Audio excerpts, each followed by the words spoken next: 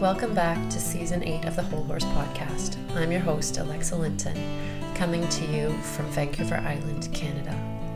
Thank you all for your support and listening over the last 7 years and for your willingness to think outside the box about all things horses.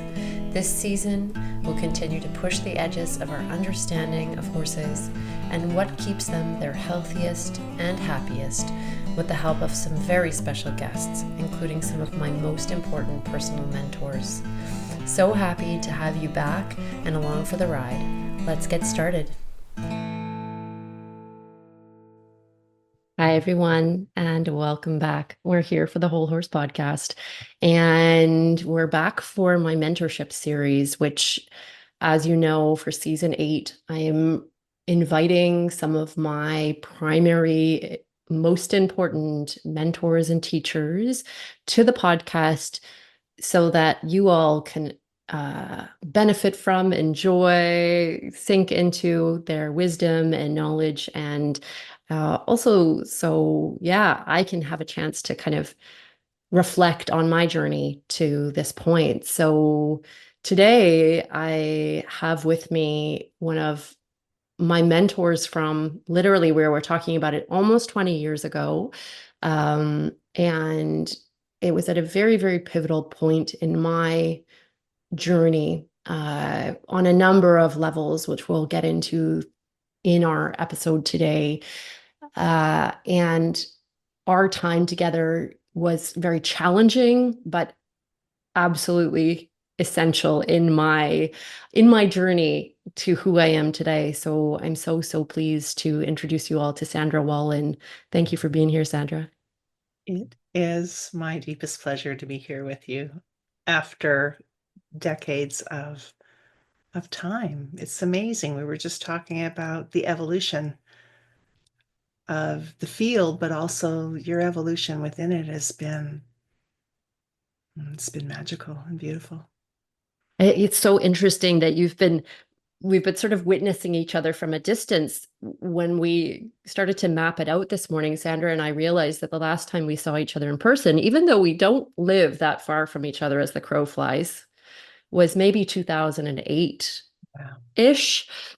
So that's a long time that we, haven't been in each other's worlds in that way. And yet I feel like we're still there. And Sandra just shared with me that she was just in the Cowichan this last weekend, and she was sitting next to one of my best friends, Sibylla, at lunch for a workshop and watching one of my other dearest friends, Hannah, play her beautiful music and spending time with all these dear people in my life. So it just goes to show this way that these worlds collide.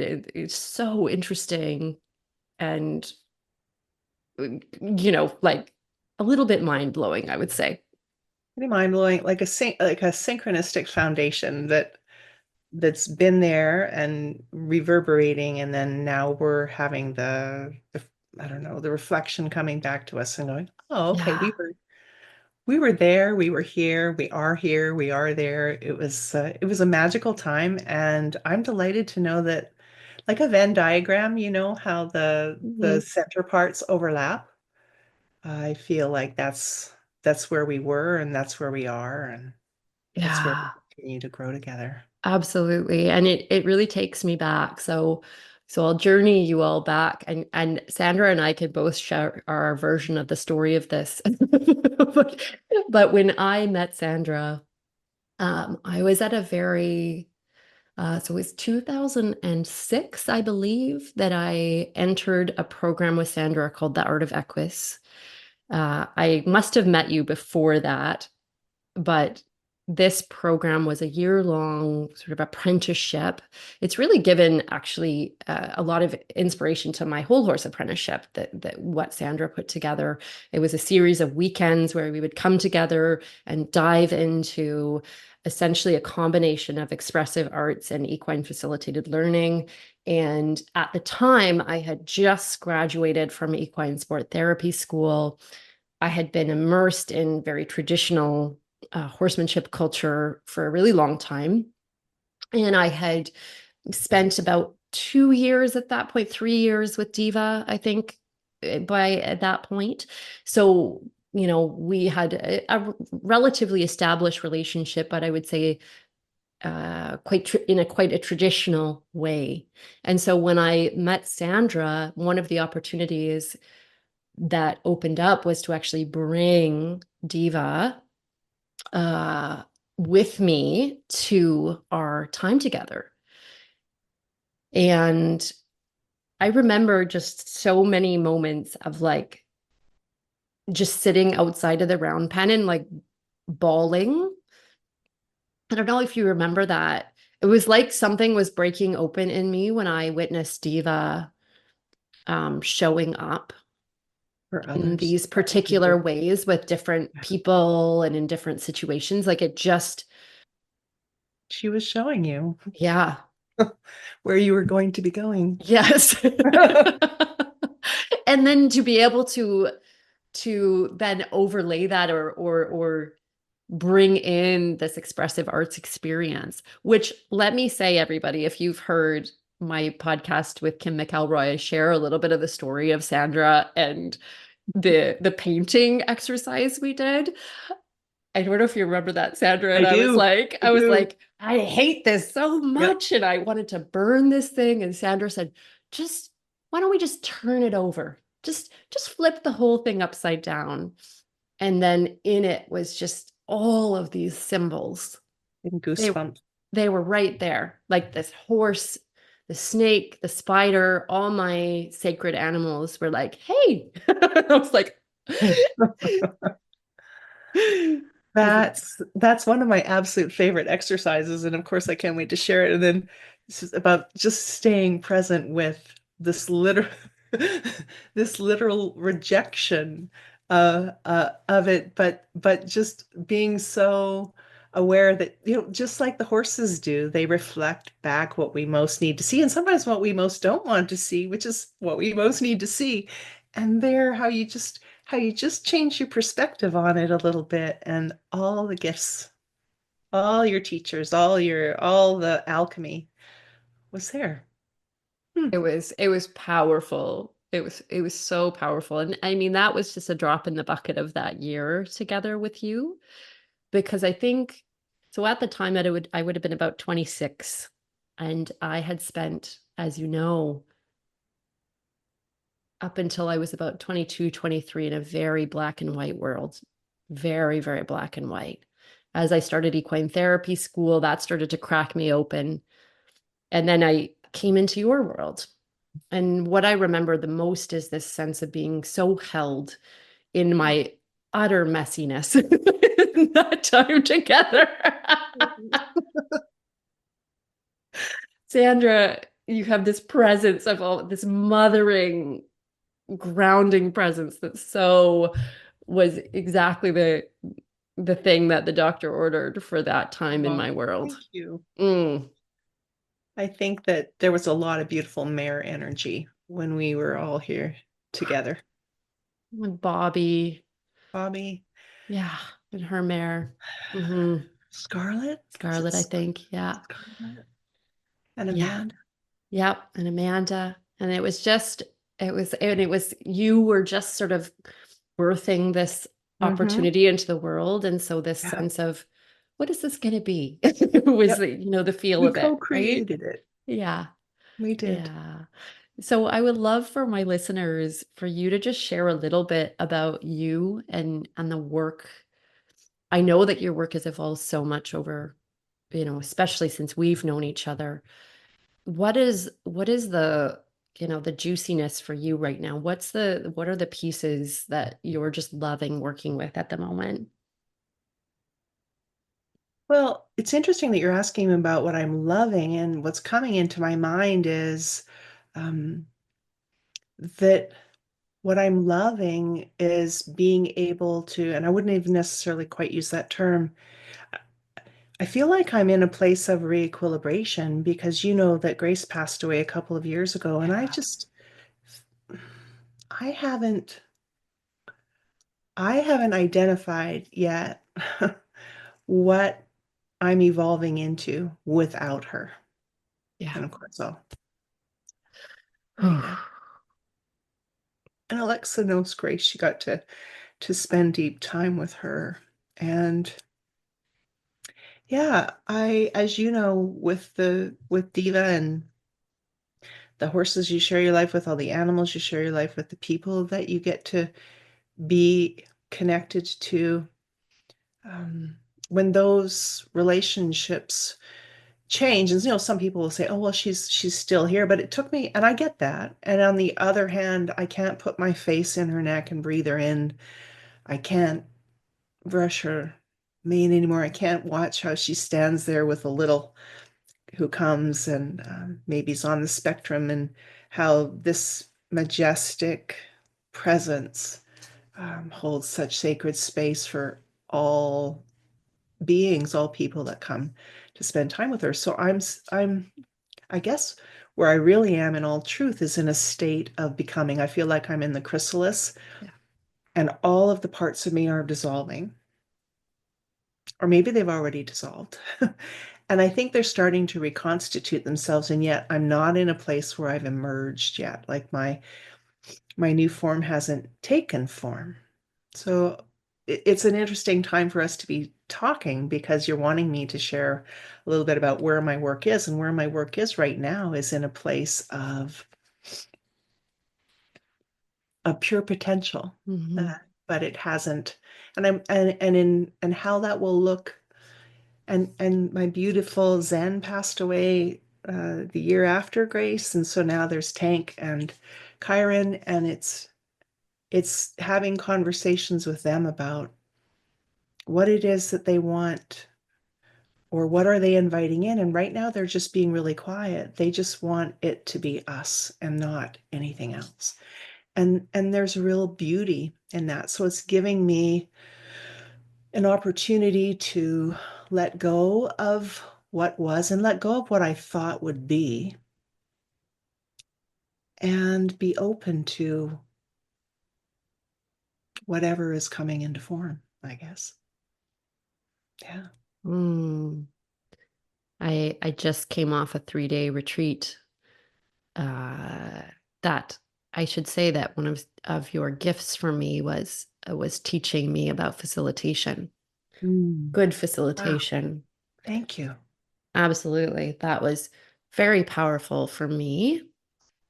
And I've layered onto that over the years, but it was so interesting because all of the guest instructors I invited in, and sort of there, how there's themes that arise in these spaces. Over the weekend I was like, huh, interesting. And one of them was about deep curiosity. Deep curiosity. And then the other one was around remembrance.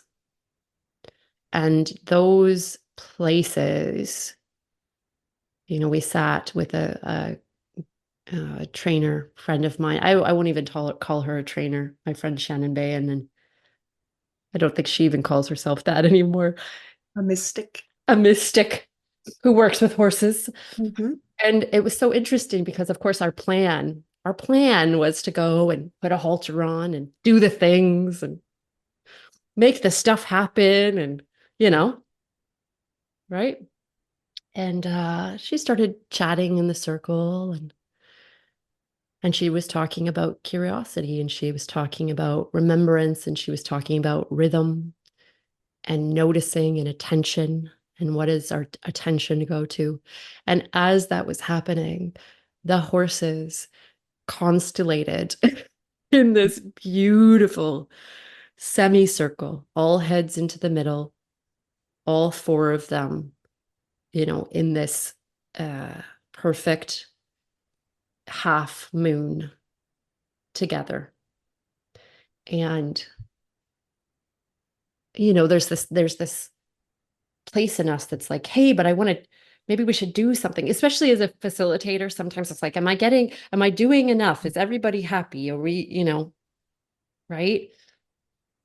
And watching them, Shannon just said, yeah, I don't want to, this seems important Yeah. right here. This seems very important for them. And we all just sat and we flicked our attention back and forth, not too straight on, but just watching.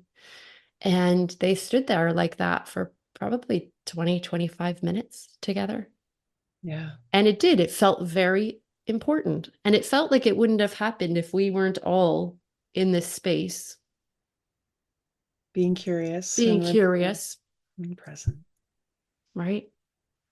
I don't know if you knew this, but Grace's registered name is A Grace Remembered. Mm, So that's how's that for another perfect. layer of overlap in our Venn diagram again, Mm, having more added to it.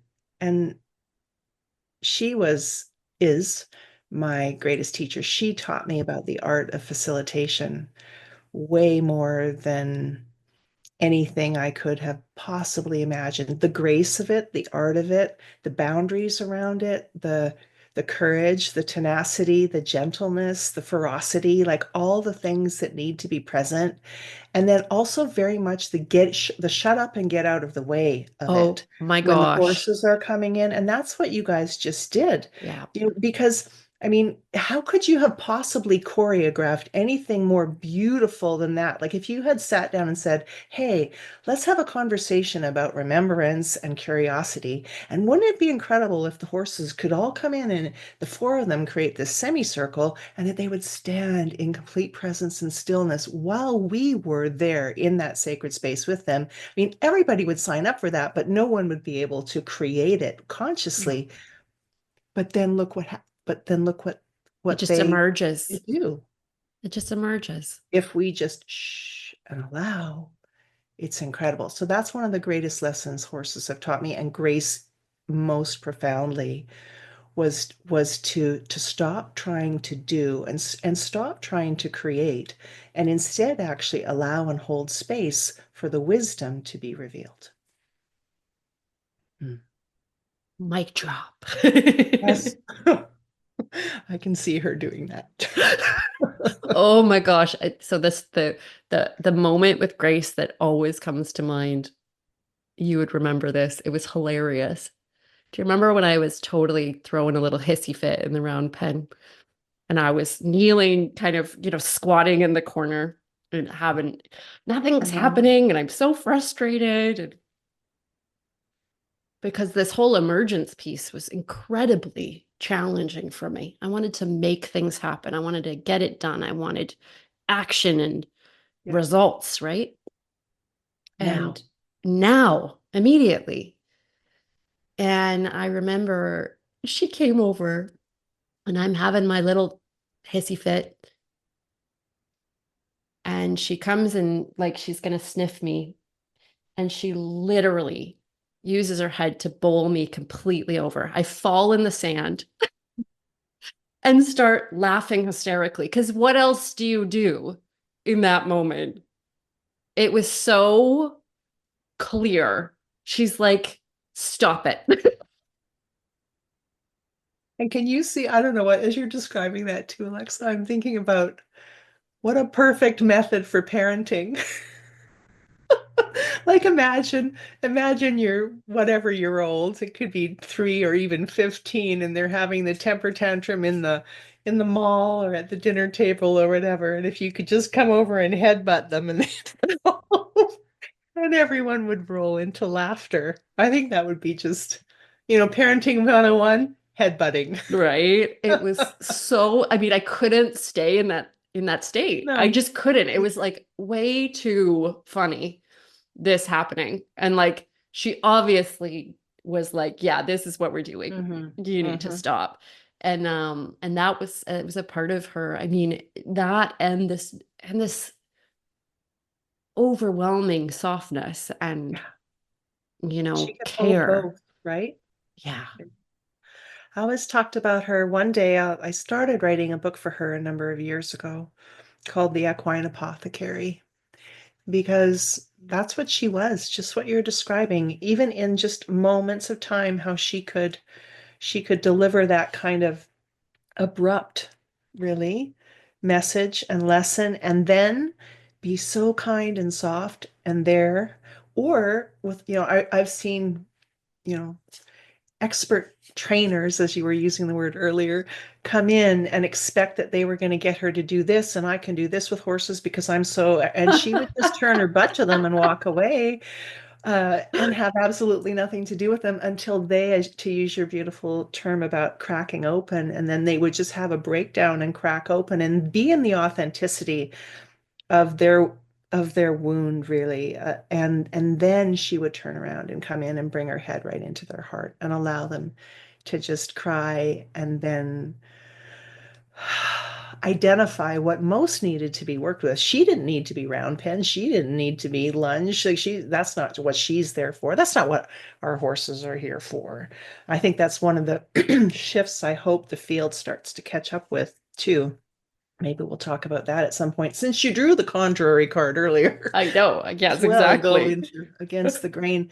But I think that's another thing that the horses have taught me over the years. They'll be patient and kind if, if someone needs to come and they need to learn how to be clear in their communication, and how we're doing that is directing energy through a wand or inviting a horse to move, then they'll be patient and kind and benevolent around that. But if it's just noise, and if it's just someone trying to prove something to someone else, then uh, I don't know about your herd. I imagine that they're exactly the same. They're just yeah, talk to the butt. Talk to the Not butt. Well, Diva's a talk to the butt kind of girl. well, and she had such a beautiful butt to talk to, I have to say. That butt, I tell you. She's Right? lost a little bit of it now that she's 26, but it's still pretty great. Yeah. Yeah. I Yeah. love I love that. I love that about Grace too, because I could just lean into that, and she would sort of lean back into me, and we'd do this sort of push me, pull you thing where we would support each other, I guess, a mutual ladder of support. I just loved being able to lean into her in that way. And Diva, taller than Grace and a little bit more robust than Grace, would have a greater surface area to lean into. The just perfect like heart just like bum. me. Totally. Well, I'll never erase the image from my head, or my mind of coming over on the trailer in Bobby's little trailer. I don't It know if was you remember tiny. that. It I was do. It was a wee tiny. one kind of one horse You trailer. got it, a straight hull.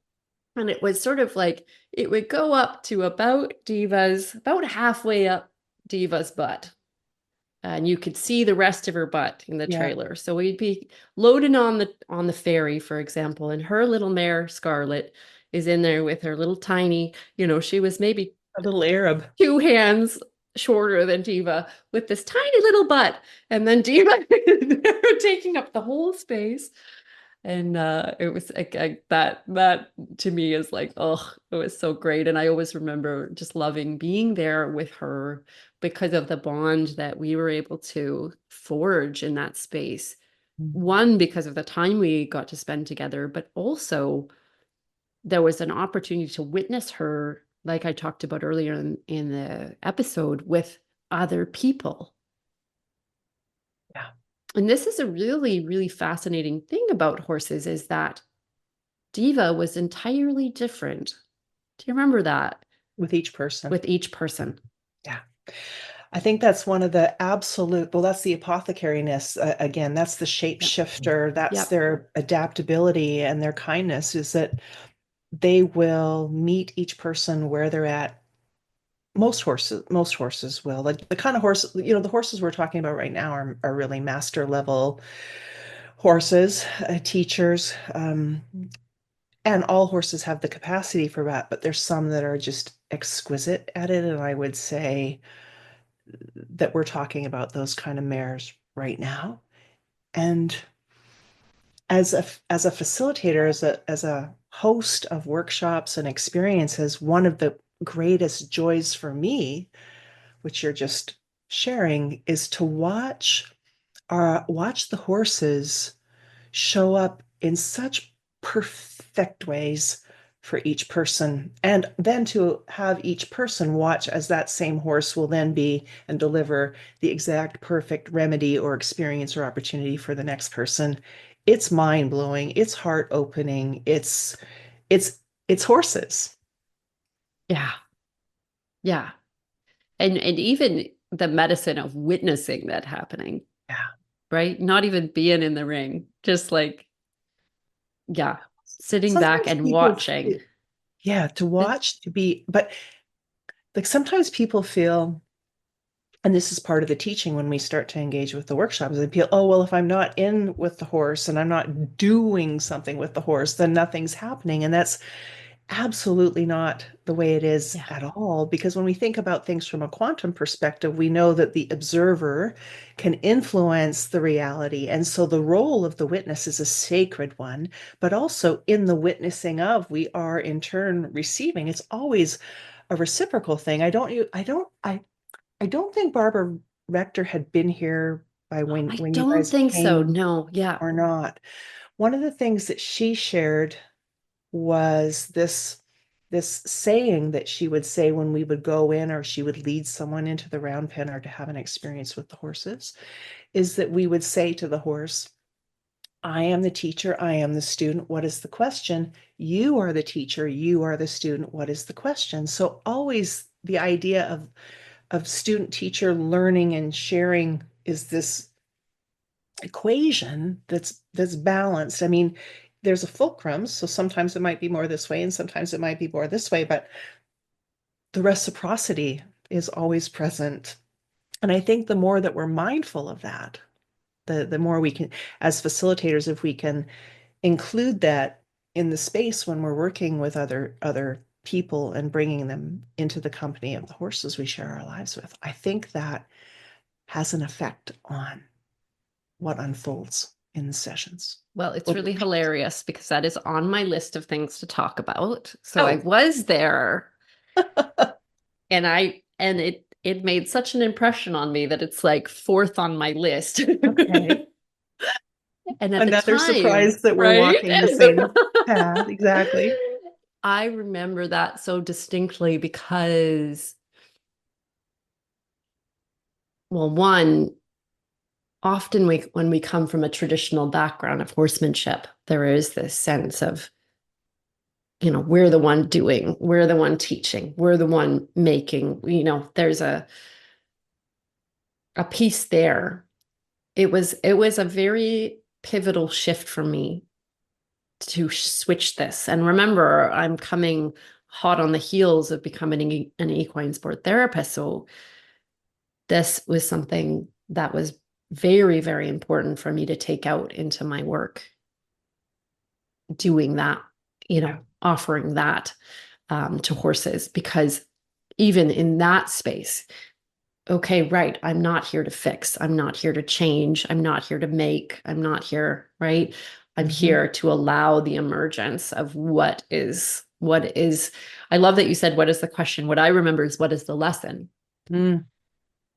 Yeah. Okay. Maybe over the years, it flipped, and maybe I think you're absolutely right. It is what is the lesson, but right now the word question just Yeah. popped out of my And mouth, I so it love I must have been love what I was that supposed to too. say. Yeah, I love that too, because there is that as well. That's that curiosity piece of like, what is the question here? What is the deeper piece that I'm sort of mulling or working over, right? Um, and that sense of even the symbolism of something coming through, right? So, yeah. I love that that's on your list. And we talked about it before you even brought it up. So It is very, very perfect. That was very, very perfect. And I know that there's, we talked about, so Sandra has been the co-creator of this amazing oracle deck called the Council of Horses Oracle. If you don't have it, I would definitely recommend it. thank you. Yeah, it's beautiful. It's just beautiful. And I know that you and Kim contributed art to this, which is also really amazing. Well, Kim took the lion's share of the art, and I did the lion's share of the writing. But in the sense of how the two of those coalesced, it was beautiful. And well, you would know that there's a little inner artist inside of me that would love to be able to have the time to to create. And yet I feel like the art that I'm sharing forward is, when you talk about the art of facilitation or the art of presence or the art of loving and being in conversation, I mean, all those things are art forms. Yes, we think about art traditionally as putting a color on a page, or like you did when you were here, the beautiful art that you created using the intuitive painting exercise that we did. But there's so many ways of being artful, and I love, and that's why the Art of Equus was the name of that program all those years ago. And as much as it's hasn't been on offer for the last many years, it's probably in some way what I'm going to be coming back around to, is bringing back the arts back into the, because that's what lights me up the absolute most. So the gift and the blessing of being able to work with the council of horses, and I think also as well, when you are here, working with wisdom cards in the company of horses is a really lovely, and it's a natural adjunct, because we're going to give language sometimes to things that are intangible, and we don't always know how to articulate something. So if we were to draw a card which has an image on it, but also language and poetry and invitations and questions and opportunities to be able to dance with the lessons from these cards, then I think what can happen there too is that we can give people sometimes a bridge from what's happening with the horses in real time to how to explain or invite opportunities, as even as facilitators too, like, oh, what do I say to this person when this experience just happened? Well, actually, if you draw a card from here, the horses in here will actually ask the most profound questions, which then, one of the things Martin Shaw was saying last week over on the island was, one of the ways he has become an amazing and incredible storyteller and really embodying that art form is to sort of copy, copy, copy, copy, copy, like copy in terms of, say it the way it's written, say it the way it's written, as you're starting to practice telling a story. But then as you as your skin starts to know it and become familiar with it, and then your cells and your bones and your sinew does as well, then suddenly things start to shift, and how you're describing or seeing something becomes more of your own. It comes through your own voice. And I think that's what can happen when we have cards like this, is that sometimes we don't quite have the language, and so we can draw a card and see. And then it can sometimes be not even necessarily how we would say it, but it can be an impetus or a catalyst for what it is that we want to say ourselves. So I love, love, I have a complete healthy addiction to wisdom cards, and it was such a joy to be able to co-create these. I love them. I feel so spoiled that they're here. I love them too. I love them too. And I love that I flip through. I'm like, oh, there's Grace. Oh, there, Oh, there's Chiron, yeah. right? Like just Oh. the sense of these friends of Mhm. mine. And I would guess, if I think back, that you probably introduced me to Oracle decks. I probably did. You Because probably because did. because they're never far away, and they're always part of the equine workshops that I do, or even sessions. They're always close at hand. Mhm. Yes. So you began my addiction, Oh, a you have one healthy too. addiction There we to go. There Oracle we go. cards. Yes, and I always, always have them at my workshops for pulling, because they are a beautiful way of, they kind of shuffle the decks inside of us. When I ask someone to pull a card and just what speaks to you here? How does this show up for you right now? It's like it sort of, you know, yeah, pulls a few pieces up to the surface of like, oh yeah, there's this thing, Mhm. or I'm feeling like this, or this horse has influenced me this way. And it's really a beautiful way of, I don't know, just distilling some pieces that might not come up otherwise. True. Yeah. And when we can't get out to be with the horses live and in real time, it's incredible how profound the experiences are here, draw and even doing some of the spreads is like, well, if you think about going up to a fence or with a field of horses, a herd of horses, or a barn, a shed row that has a number of horses sticking their noses out into the shed row, it's very much like when you draw a card after you set an intention, or even the intention is just to be present with whatever is.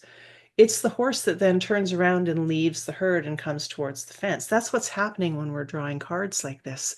So I love the opportunity that we can essentially be doing equine guided work wherever we are when we have a deck like this, because the horses can come with us in our backpack, in our pocket, in our purse, whereas we can't always bring Diva and Grace with us uh, on the airplane or whatever it might be, you know. Right.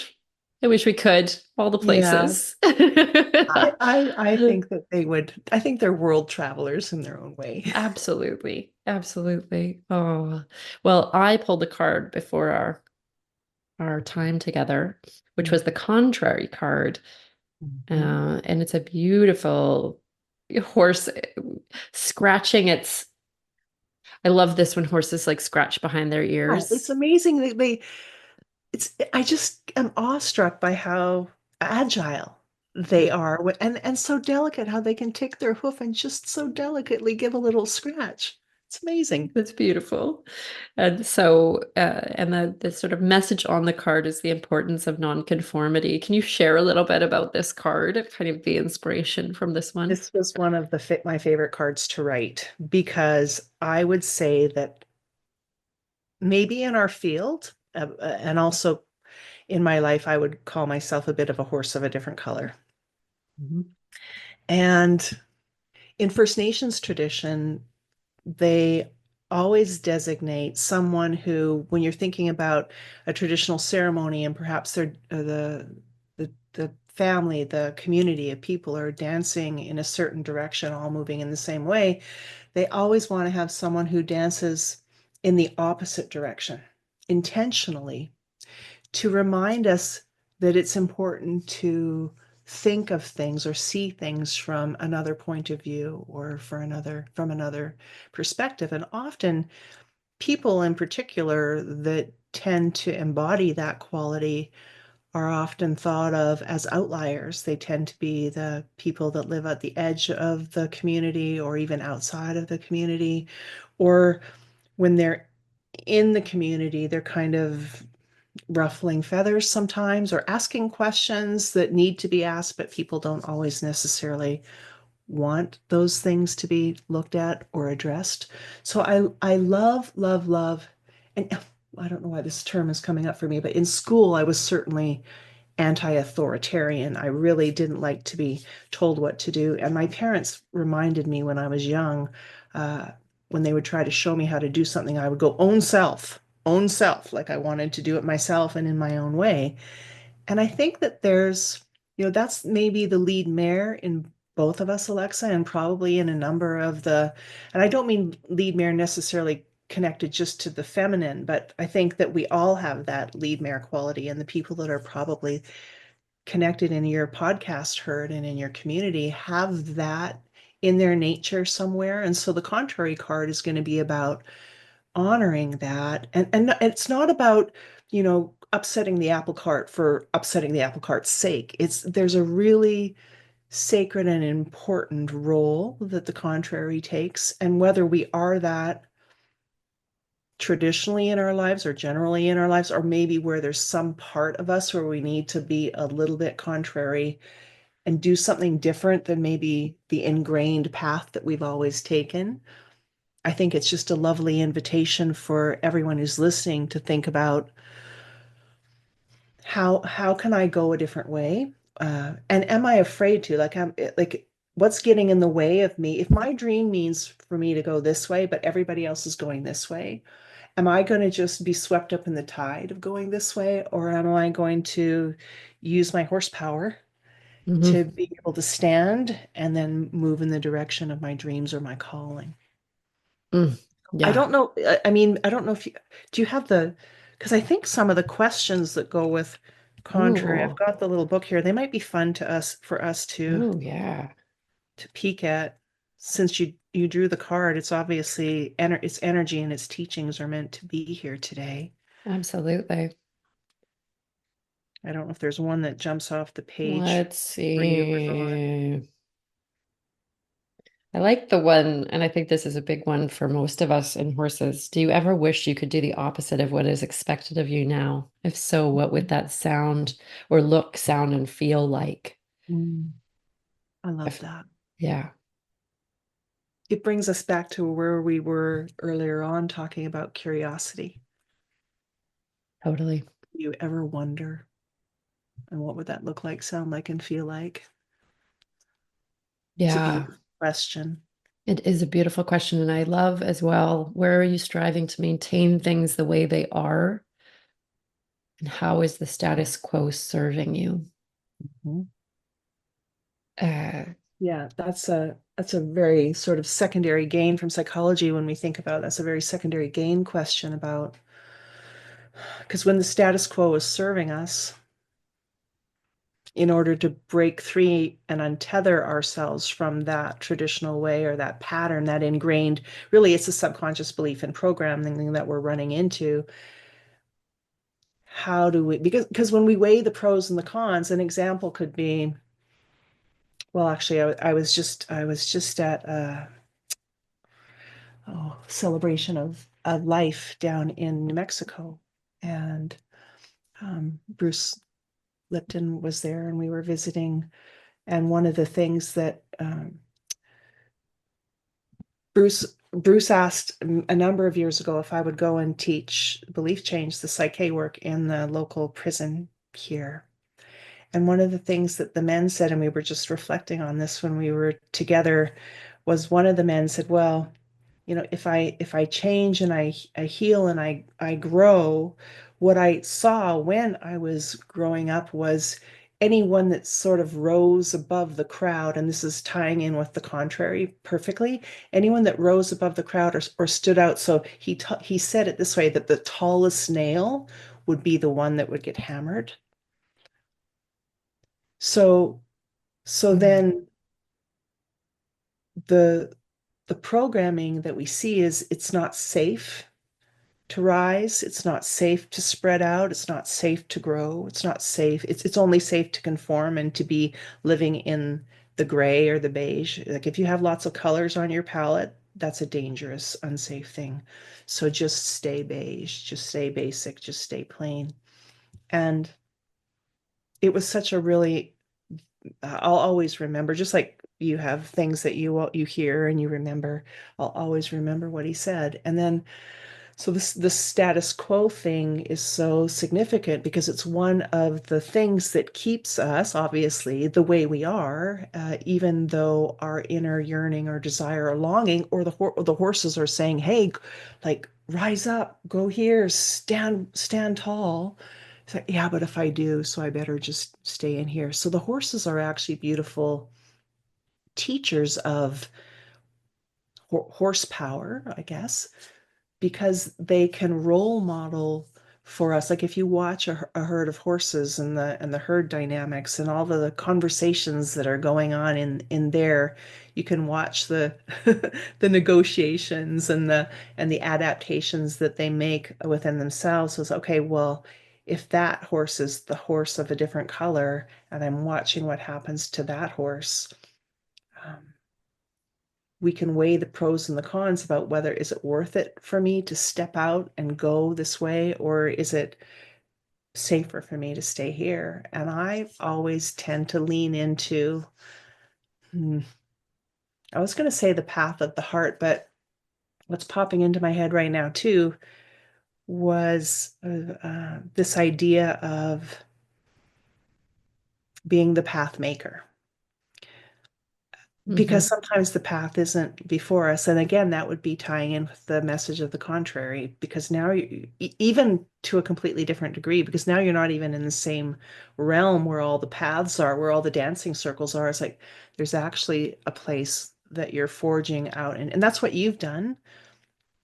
You've been a Yeah. path maker, right? So where there was no path, you've created one. And I think that's again part of this lead mare quality. The lead mare decides where to guide the herd.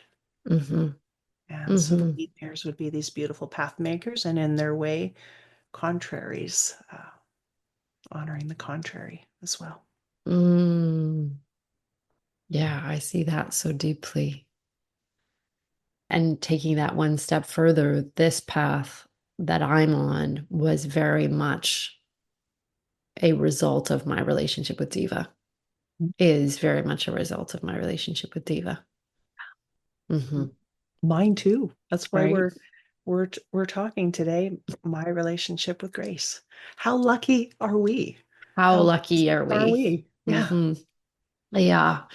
Yeah. And I think back to right when Diva and I came together, there was had an animal communicator work with her, which is so outside of my norm. And and what came through was Diva said, we're here to show people what it looks like to be best friends in different bodies. How beautiful. And that just like lands for me so much because as you know, that those beginning years were so bumpy for us. It was so challenging in many ways because I was trying to conform. So that's why the contrary card is perfect today, my darling. Yes. Ah, I tried to conform and conform. And even when I was in equine therapy school, and even when I was in the apprenticeship with you, I would look online at regular jobs and I would see if I could go back to school to do a normal thing. And then, and I'm every glad. I'm time, glad. I'm glad there was like a power outage, or I don't know what got in the way, but I'm well, glad you yeah, stayed every the time the contrary horses would come course. and be like, no, no, no, no, no. This is where you're meant to be. A couple more people would book sessions, or, something else would change, or I'd be invited to a thing, or something would open up. The path would become clear of like, oh no, actually, this is the way I'm going. This is the way you're going.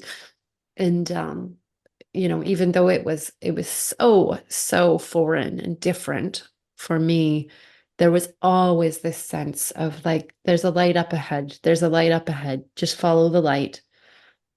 And then having Diva by my side, now going on 22 years through that journey, through that eye of the needle of like, okay, one step and then another and then another, and here we go. And this is the way it is, right? We don't need to know exactly what's coming, but we just need to know this is the right step in the right moment. One step at a time, Yeah. one breath at a time. One breath at a time. Yeah.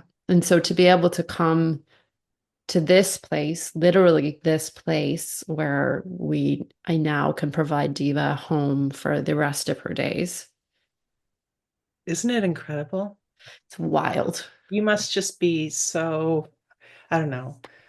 When the horses first came and we built, I would be out there. I'd say to Greg, "Oh, I gotta go feed the horses before bed." And then he'd want, like, "Where is she?" I'd be out there for an hour and a half. It's after midnight. He's like, "I'm in heaven. Like, I'm in heaven, heaven on earth, right here in this barn, in this shelter, with these smells and the sounds of them munching on their hay." And I mean, how it just doesn't get better for us horse gals. It just doesn't get better than that. Doesn't get better.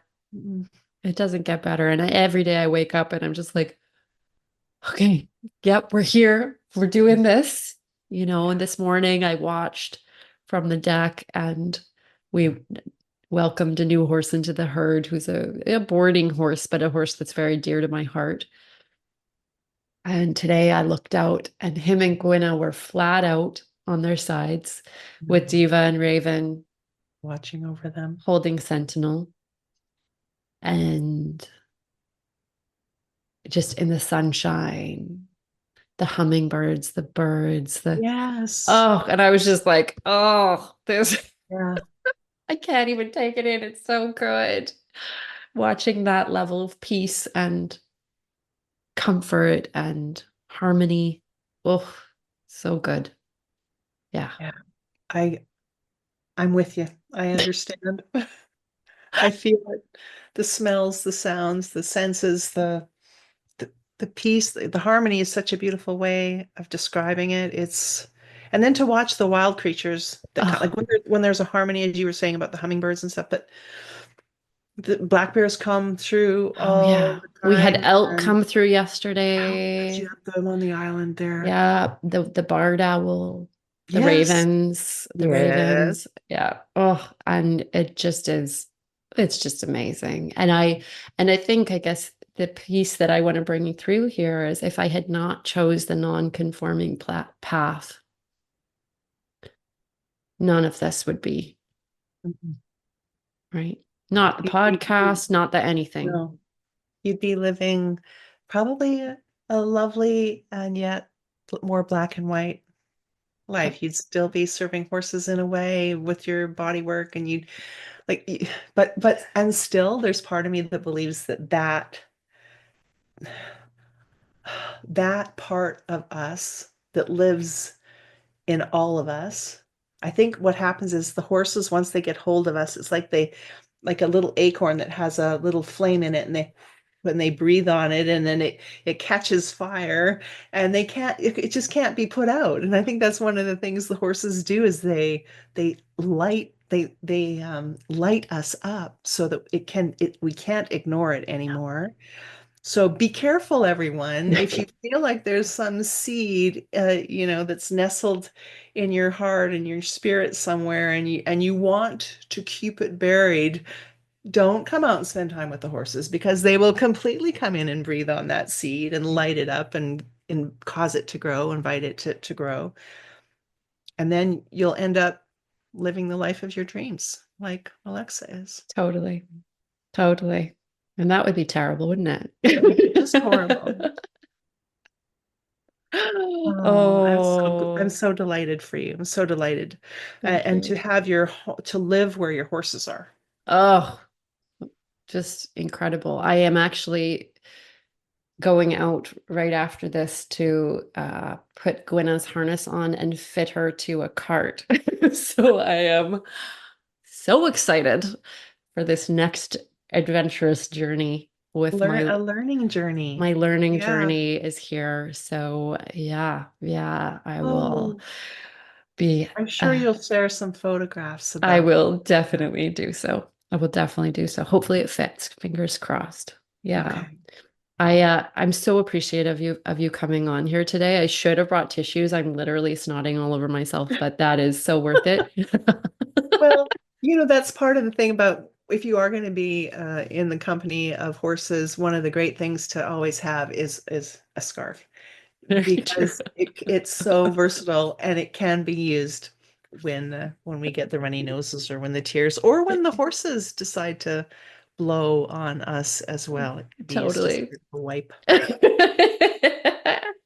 Beautiful. So, how do people get in touch with you, Sandra?